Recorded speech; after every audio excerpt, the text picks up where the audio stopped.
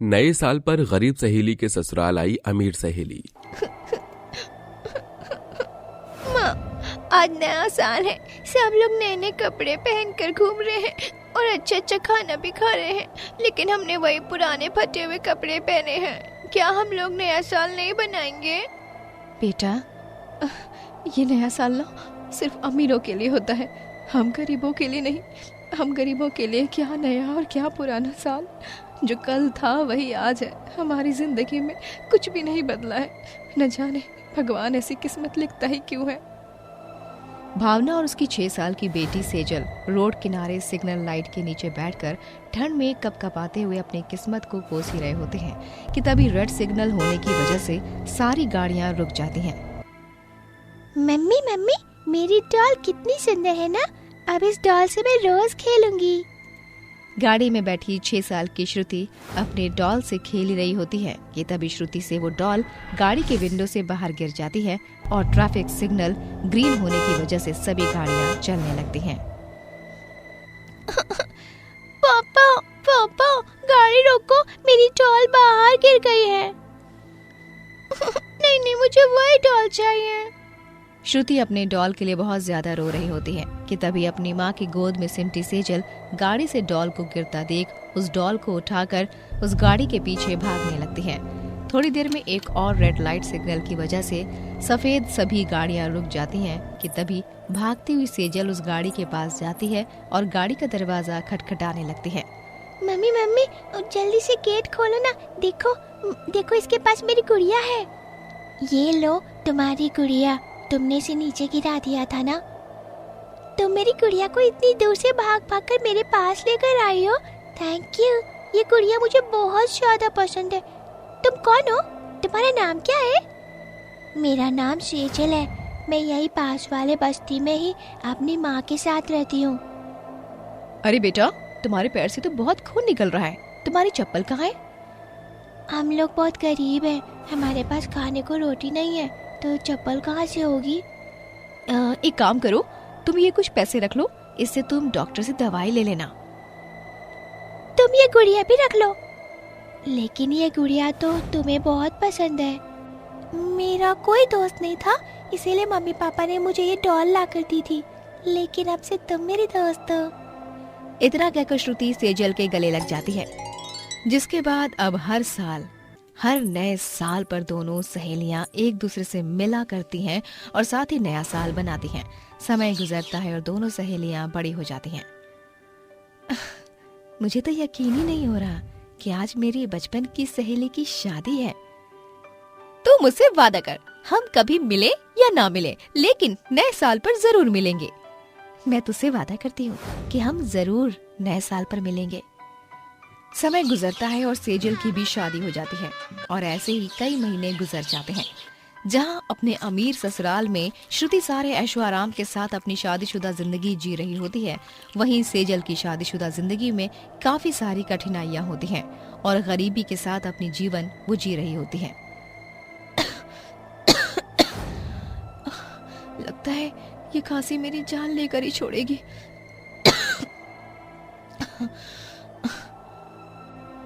अरे क्या हुआ बहू, सुबह से देख रही हूँ खांसी पर खांसी आ रही है, कहीं तेरी तबीयत तो नहीं खराब हो गई? हे भगवान, तेरा शरीर तो तप रहा है। एक काम कर, तू जल्दी से कंबल ओढ़ कर बैठ जा, मैं तेरे लिए चाय बना कर लाती हूँ। माँ जी, उस फटी हुई कंबल को ओढ़ने का क्या ही फायदा है, उसे ओढ़ना ना ओढ़ना एक बराबर है।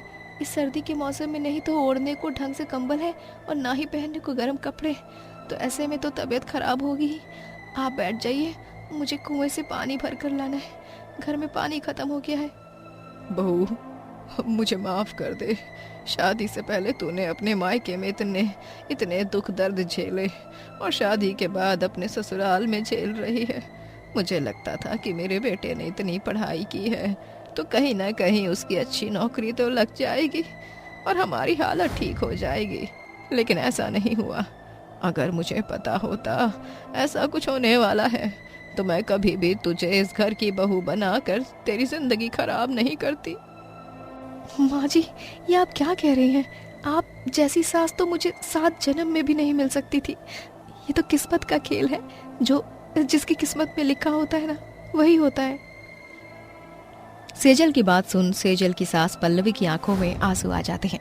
सेजल मटका उठाती है और बाहर कुएं से पानी भरकर घर लौट रही होती है। चारों तरफ ओस ही ओस होती है और ठंडी ठंडी हवाएं चल रही होती हैं। शरीर पर गर्म कपड़ा ना होने की वजह से सेजल कपकपा रही होती है, लेकिन सेजल को पता होता है कि उसे अभी तो ये सब कई महीने और झेलना है। समय गुजरता है जिसके साथ साथ ठंड भी बढ़ती रहती है। आज तो नाश्ते में कुछ भी नहीं है, अब मैं इन लोगों को क्या दूं? रात में भी लोगों ने आधी आधी रोटी खाकर ही गुजारा किया। क्या हुआ भाभी, अकेले में खुद से क्या बातें कर रही हो? आरती, अब नाश्ते के लिए कुछ भी नहीं है, अब तुम सब लोग क्या खाओगे? ठंड के मौसम में तो वैसे भी भूख नहीं लगती है, आप सब के लिए लाल चाय बना दीजिए, हम सब वही पी लेंगे। पूरे परिवार को कई कई दिन तक ठंड के मौसम में भूखा रहकर और सिर्फ लाल चाय पीकर ही अपना गुजारा करना पड़ता था। माँ जी, आरती का शरीर तो ठंड से कपकपा रहा है, ये फटी हुई कंबल भी इसकी ठंड को नहीं रोक पा रही है। माँ, लगता है मेरे जाने का समय आ गया है। ये नया साल मैं आप लोगों के साथ नहीं बना पाऊंगी। आरती, ऐसा मत कहो, तुम्हारी भाभी तुम्हें कुछ नहीं होने देंगी, चाहे तुम्हारी भाभी को कुछ भी करना पड़े। सेजल कई जगह पर काम की तलाश करती है, लेकिन उसे कहीं पर भी काम नहीं मिलता है, जिसके चलते सेजल थक हार कर मजबूरन अपने पुराने दिनों को याद करते हुए ट्रैफिक सिग्नल लाइट्स पर बैठकर भीख मांगने लगती है। भगवान के लिए मेरी मदद कर दो, मुझे मेरी ननद का इलाज करवाना है। सेजल सड़क पर भीख मांगी रही होती है कि फिर से एक बार दोबारा रेड लाइट होती है और सभी गाड़ियां रुक जाती हैं। सेजल के सामने बहुत बड़ी गाड़ी आकर रुकती है, जिसके अंदर कोई और नहीं बल्कि सेजल की सहेली श्रुति और उसका पति देवेश होता है। तुमने इस बार नए साल के लिए कुछ ज्यादा ही शॉपिंग नहीं कर ली? ये मेरे अकेले के लिए थोड़ी ना है, मैंने अपने साथ साथ अपनी सहेली सेजल और उसके ससुराल वालों के लिए भी शॉपिंग की है।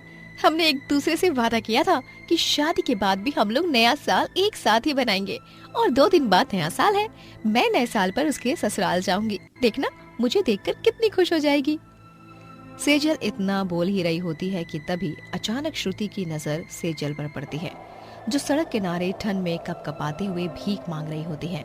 सेजल को देख श्रुति को यकीन ही नहीं होता है कि उसकी सहेली की क्या हालत हो गई है, कि तभी ग्रीन लाइट होने की वजह से सारी गाड़ियां चलने लगती हैं, जिसके चलते श्रुति सेजल से चाहते हुए भी नहीं मिल पाती।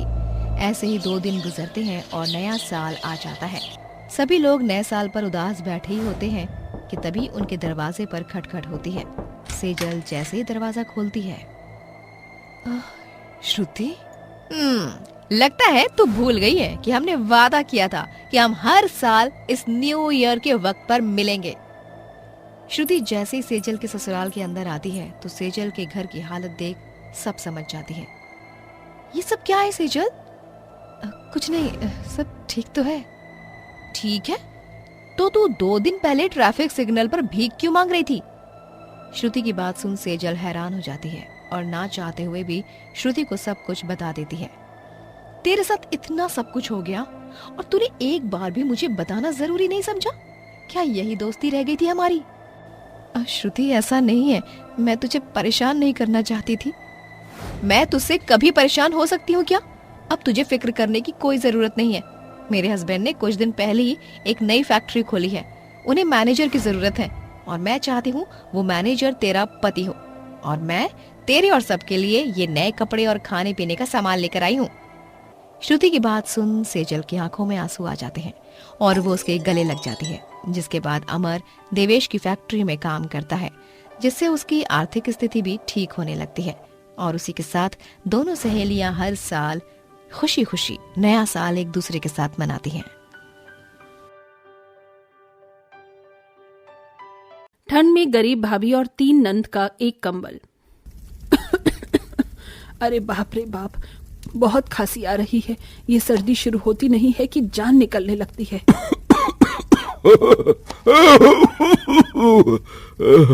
अरे भाग्यवान, तुमने क्यों खांसा? तुम्हारी खांसी के बाद मुझे भी खांसी आने लगती है। सही बोल रही हो, ये सर्दी की वजह से हो रहा है। अभी तो और सर्दी पड़ेगी तो हमें कंबल चाहिए होंगे, लेकिन हमारे पास कंबल भी नहीं है। प्रीतम आ गया ना काम पर से, उसे हम बोल देंगे कि कंबल खरीद ले। वैसे तो हमारा लड़का गोदाम में काम करता है, ज्यादा पैसे नहीं मिलते, उसके सारे पैसे तो किराए और राशन पानी में चले जाते हैं। बिल्कुल ठीक कह रही हो, सर्दी आती है तो बदन भी झुलस जाता है, और रकम की तो पूछो ही मत। अगर भैया बात मान जाए तो हम बाहर जाकर कुछ काम कर लेते। आने ही वाला होगा तुम्हारा भैया अभी। वसुधा की तीनों बेटियां खाना बनाने में लगी हुई थी। इतने में प्रीतम भी आ जाता है। क्या बात चल रही थी मेरे बारे में? यही भैया कि आप एक भाभी ले आइए ताकि वो इस घर की सारी जिम्मेदारी उठा ले। इतने में हम तीनों बहन बाहर जाकर काम कर लेते, जिससे घर में कुछ पैसे आए। आप हालत देख रहे हैं ना, सर्दी भी आने को है, ऊपर से घर हमारा झोपड़ी से कम नहीं है। तुम बिल्कुल ठीक कह रही हो शेफाली। इसका मतलब भैया शादी करने वाले हैं, भाभी आने वाली है। वाले वाले। ज्यादा खुश मत हो, पता नहीं जो भी लड़की तेरी भाभी बनेगी वो इस घर में रह भी पाएगी या नहीं। बेटा तू चिंता मत कर, मैं बहू ढूंढती हूँ। भैया बहुत बातें कर ली, अब हाथ मुंह धोकर खाने के लिए बैठ जाओ, खाना बन गया है। फिर प्रीतम हाथ मुंह धोकर सबके साथ खाने के लिए बैठ जाता है। कुछ दिनों बाद वसुधा नंदिनी नाम की लड़की ढूंढकर अपने बेटे प्रीतम की शादी सामाजिक विवाह समारोह में नाम दर्ज करवा कर देती है, जिससे उनका ज्यादा खर्चा नहीं होता। फिर वो अपनी बहू का गृह प्रवेश करवाती है। आओ बहू, अब से ये छोटा सा ससुराल ही तुम्हारा घर है। चिंता मत करना, हम सब तुम्हारा यहाँ बहुत ख्याल रखेंगे, और कोई भी तकलीफ हो तो हम में से किसी को भी कह देना। जी माँ जी। प्रीतम बेटा, जरा मेरे पास आना, कुछ काम है। जी पिताजी। आइए भाभी, हम आपको कमरे तक छोड़ देते हैं। फिर तीनों ननंद अपनी भाभी को कमरे तक छोड़ देती हैं, जहाँ कमरे में बैठे बैठे नंदिनी अपनी माँ की बातों को याद करने लगती है। बेटा तू बहुत आज्ञाकारी है, संभाल कर रहना। ससुराल वाले बहुत चंट होते हैं, और सास ननंद कहीं काम करवा कर तुझे परेशान न कर दी, इसलिए होशियार रहना, उनकी बातों में मत आना। माँ आप चिंता मत कीजिए, मैं ध्यान रखूंगी। इतने में प्रीतम आकर उसके कंधे पर हाथ रखता है और वो डर जाती है। मम्मी। ओफो, तुम तो डर ही गई। अरे मैं हूँ तुम्हारा पति। ओ वो आप अचानक से आ गए ना, इसीलिए मुझे माँ की बातों को ध्यान में रखना होगा। फिर दोनों पति पत्नी आपस में बात करके सो जाते हैं। अगले दिन सास बहू को उठाने आ जाती है, जिससे हल्की ठंड में उठकर उसे चिड़चिड़ा सा लगता है। फिर नंदिनी तैयार होकर झाड़ू लगाकर चूल्हे पर खाना बनाने लगती है। भाभी मुझे आपके हाथ का हलवा खाना है, आप बनाएंगी ना? भाभी नमक मिर्ची जरा कम डालना, माफ कीजिएगा, हम तीनों में से आपकी कोई मदद नहीं कर सकता, इसलिए अब से घर की जिम्मेदारी आपको ही उठानी पड़ेगी, क्योंकि हम रोज काम करके आते थे तो काम नहीं होता था, इसलिए हम फैक्ट्री जा रहे हैं अब। हाँ भाभी, आप हमारा टिफिन दोपहर में देने आ जाना, हम आ नहीं पाएंगे, चलते हैं। अरे पगलियो, पहले ही दिन अपनी भाभी को काम बताकर चली गई, मैं बहू का हाथ बटा देती हूँ। अरे वसुधा, जरा मेरे पास आना, मेरा चश्मा नहीं मिल रहा है कहीं। अजी मैं आई। वसुधा बहू की मदद करवाने की जगह हरीलाल के पास जाकर उसका चश्मा ढूंढने में व्यस्त हो जाती है, और इतने में नंदिनी को ही सारा काम वाम चूल्हे पर खाना बनाकर खुद ही तैयार करना पड़ता है, जिससे उसकी आंखें भी धुएं से जल रही थी। मेरी तो आंखें ही फूट गई, पहली रसोई का खाना बनाते बनाते। ससुराल आते ही रसोई में अकेला छोड़ दिया, फरमाइश बताकर चले गए, लेकिन कोई मदद करने नहीं आया। और माँ भी सही बोल रही थी, ये ससुराल वाले ऐसे ही होते हैं, बहू पर हुक्म चलाते हैं।